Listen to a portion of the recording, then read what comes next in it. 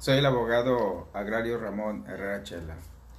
Les comparto el WhatsApp 6691 1370 43. Repito, 6691 1370 43. Para que en caso que tengas alguna duda, alguna pregunta o te quieras integrar al grupo donde compartimos permanentemente información sobre temas como el día de hoy que se va a tratar. En Facebook te recomendamos integrarte al grupo Derecho Agrario, donde se comparten esta clase de videos gratuitos. Y en YouTube puedes teclear Ramón Herrera Chela, buscar y en automático te remite al canal donde va a quedar grabado este video y casi 300 videos más del tema agrario. Por equidad de género, cuando me refiero a ejidatario comunero, desde luego que también abarco a la mujer, ambos géneros, igualdad. El tema ganador es el de causas por las que una dotación no pudo ser ejecutada. Debemos de entender por dotación, en sentido amplio, la entrega de tierras gratuitas, por lo general, que hizo el gobierno en respuesta a la petición de un grupo de campesinos que les solicitaba pues que les reconociera o les entregara tierras para poder trabajar y subsistir de su producto. Eso debemos de entender por dotación, y la gran mayoría de las dotaciones les hizo el gobierno federal, al menos para efectos de integrar ejidos, reconocer comunidades. Pues bien, esa petición, muchas sí fueron llevadas a cabo, se ejecutaron, es decir, físicamente se entregaron las tierras, pero otras no, y hasta la fecha siguen sin poder ejecutar su dotación o su ampliación.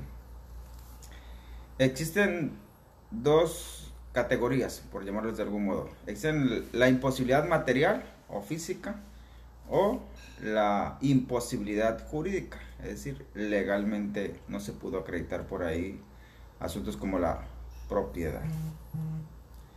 Vamos a enumerar, por lo menos existen 12, por lo menos. La primera, el primer motivo que impidió o que sigue impidiendo ejecutar una dotación es de que no existían tierras.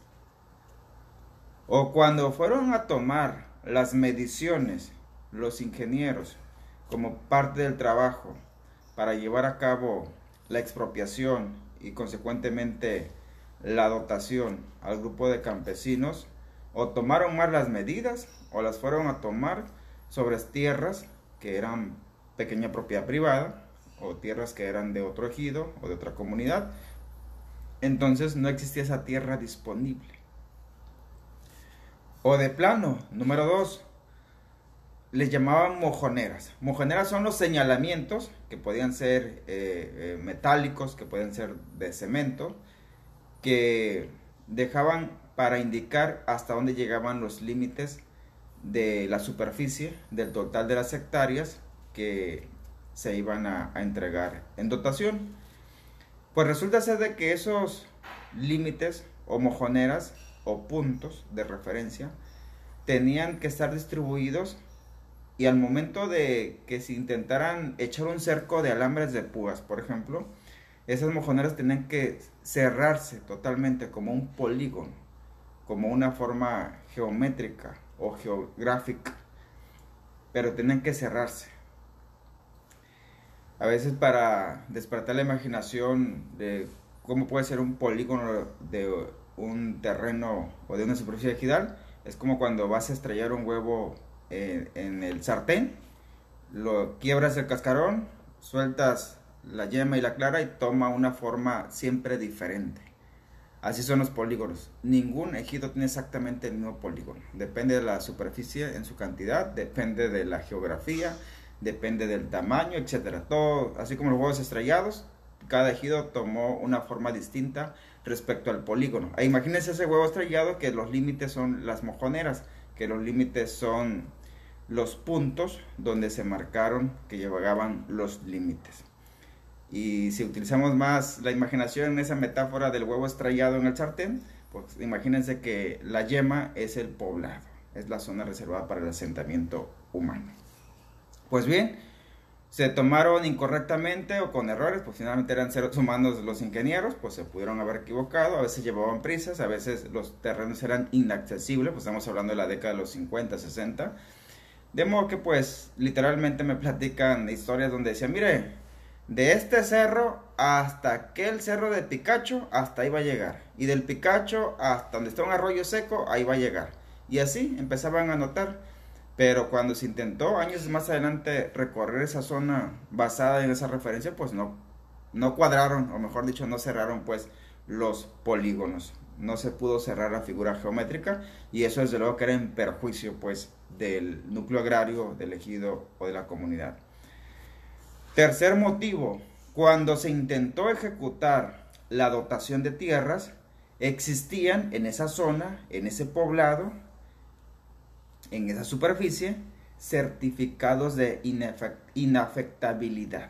Después le hablaré de esos certificados, pero básicamente eran como una especie de título que estaban vigentes dentro de un poblado, dentro de una zona, y ninguna otra sentencia, ninguna otra determinación por alguna autoridad municipal, estatal o federal podía disponer, aún en expropiación y dotación, de esa zona donde estaban vigentes certificados de inafectabilidad, que por cierto todavía existen algunos. Cuarto motivo, cuando se intentó ejecutar o entregar físicamente la tierra dotada dada por el gobierno al grupo de campesinos, pues existían conflictos. Recordemos que primero se publicaba, primero se hacía la petición por parte del grupo de campesinos. El gobierno contestaba y mandaba a sus ingenieros, sobre todo a funcionarios también de la entonces Secretaría de la Reforma Agraria en la última etapa, para que investigaran que si era viable esa tierra. Pues a veces se equivocaban, insisto, o se malinformaban. Y pues no faltaba que incluían dentro de lo que iban a hacer la dotación que se iba a publicar en el Diario Oficial de la Federación, pues terrenos que ya tenían ocupaciones, terrenos que ya tenían algún registro previo, terrenos pues incluso que pertenecían a otros municipios ahí aledaños o vecinos, o incluso hay ejidos o comunas que dividen literalmente dos estados del país, dos entidades federativas. Y pues llegado el tiempo, en cuanto los campesinos pedían al gobierno que físicamente les entregaran la tierra que les habían dotado el nuevo gobierno, pues se encontraban con conflictos de límites con la superficie que pretendían ejecutar y el desacuerdo o la ocupación de vecinos o incluso de municipios o de otros estados del país. Recordemos que la gran mayoría de los límites entre dos estados del país son ríos, por lo general, o también la división de municipios también son las delimitan con ríos, y pues a veces los ríos se mueven, los arroyos se mueven con el paso del tiempo, las corrientes pueden cambiar su curso, las corrientes de agua, y pues ahí venían conflictos. Y más aparte, como les decía antes, tomaban referencias muy rudimentarias para intentar señalar en la dotación hasta dónde llegaban la superficie que se iba a dotar, pues ahí también se cometieron errores o no fue suficiente la forma en que intentaron delimitar. Quinto motivo, la superficie que intentaban entregar en dotación estaba empalmada con tierras o hectáreas que pertenecían ya a otro ejido distinto, a otra comunidad distinta. Y esos fueron de los más recurrentes, de hecho. Empalmaron parcial o totalmente superficies, y eso pues tanto había impedimento material y también había impedimento legal para llevar a cabo esa entrega. Sexto motivo, simularon fraccionar tierras. Recordemos que después de la revolución, dentro de las principales encomiendas estaban que evitar o atacar el acaparamiento de tierras, los monopolios de tierras, los caciques. Entonces se llevaron a cabo varias políticas de fraccionar grandes extensiones de tierras. y algunos terratenientes, algunas personas que tenían grandes extensiones de tierra, pues fraccionaron de manera simulada sus tierras, y en esa simulación también llegaron dotaciones que promovió el gobierno, y al momento de intentar ejecutarla, pues se encontraban con la situación de que ese fraccionamiento de grandes superficies legalmente nunca existió, o lo intentaron disfrazar legalmente, pero en la realidad nunca sucedió. Entonces ese choque de que aquí hubo un simulacro de fraccionar tierras, más el intento de ejecutar alguna dotación sobre una superficie de esa tierra simulada que se fraccionó, ocasionó el impedimento legal. Causa número 7. Diversos conflictos legales que se presentaban en los tiempos de la Comisión Agraria Mixta, que pertenecía a la Secretaría de Reforma Agraria. Recordemos que en aquel tiempo la reforma agraria era juez y parte, tanto dotaba, tanto privaba de derechos. Ellos se encargaban de ejecutar los actos, o incluso si alguien estaba inconforme, pues la misma reforma agraria era la juez, era la que decidía si restituía o si de plano confirmaba la privación de tierras y derechos. Era juez y partes hasta que llegaron los tribunales agrarios, y esa función pues se la pasaron a los tribunales unitarios agrarios y al Tribunal Superior Agrario. Pero hasta antes de 1992 existían pues esos problemas, tanto al interior, de que en aquellos tiempos también era común que los integrantes de un núcleo de población, de un grupo de campesinos candidatos a fundar un ejido, pues se dividían. A veces hasta los dividía el nombre. A veces existían 2 o más poblados que iban a estar dentro de una superficie dotada, y no estaban de acuerdo con que el comisariado quedara en tal poblado, y nomás por eso se presentaban los problemas, y varios intentaron dividirse o subdividirse o desprenderse. Los que les fue bien y se pusieron de acuerdo, le pusieron al ejido Emiliano Zapata y sus anexos, Francisco Villa y sus anexos. Eso significaba que eventualmente ahí se iban a fundar más de 2 núcleos agrarios, más de 2 ejidos, más de 2 comunidades, pero se pusieron de acuerdo, formaron uno solo, y se le agregó ahí anexos como señal de que hay más poblados pues que integran ese núcleo agrario. Motivo número 8. Por pleitos entre los beneficiados por la dotación contra pequeños propietarios, con escrituras incluso vigentes, debidamente inscritas en el catastro rural, o pleitos pues con ejidos vecinos, colindantes, con colonias agrícolas, o con algunos centros de población que no eran ni ejidos ni comunidades, eran pueblos simplemente, pero que pues ya tenían ocupando ahí una parte, sino es que casi toda la superficie que se pretendía ocupar. Y ya sea la colonia agrícola, el poblado, el centro de población, de manera previa algunos promovieron algunas acciones con efectos legales, pues para que fueran reconocidos al menos en la posesión que detentaban en ese tiempo.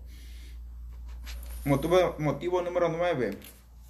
La zona que pretendían entregar por motivo de la dotación ya estaba ocupada desde antes por otras personas ajenas a las beneficiadas por la dotación, o que no estaban incluidas en la dotación.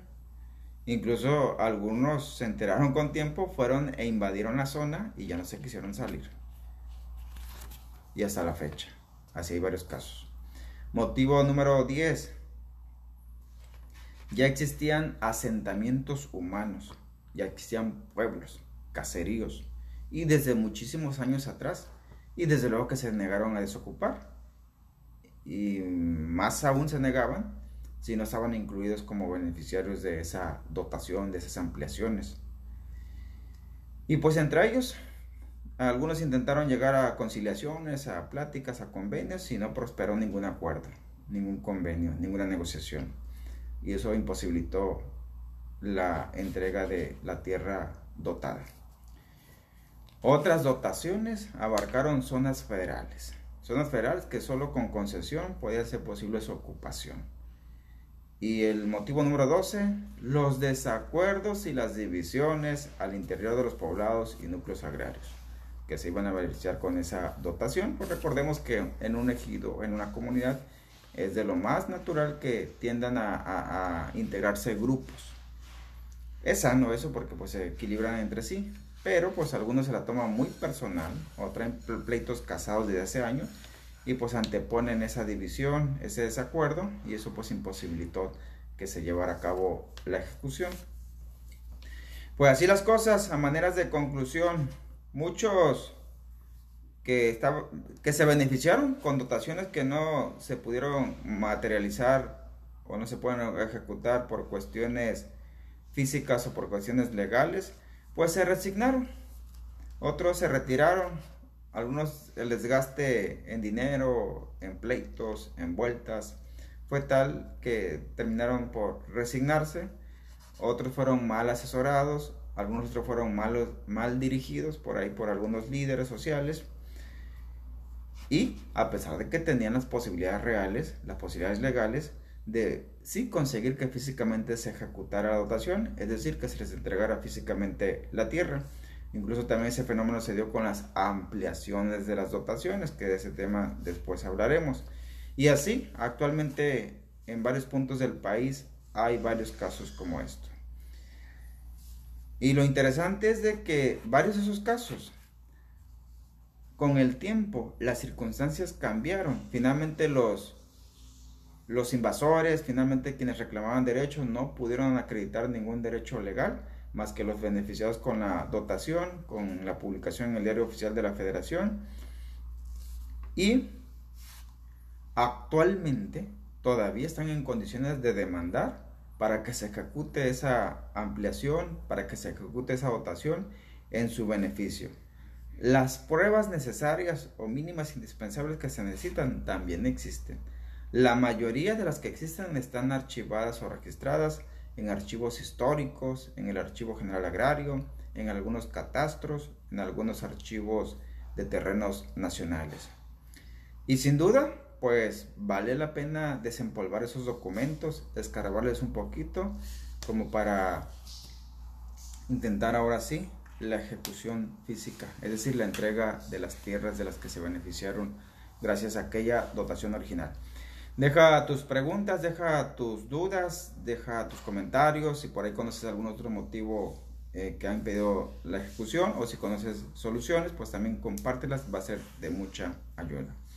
Enseguida vamos con el segundo tema, interesante también. ¿Cuáles son las similitudes? No, ¿cuáles son las diferencias? Toca hoy. ¿Cuáles son las diferencias entre un ejido y una comunidad? Regresamos enseguida.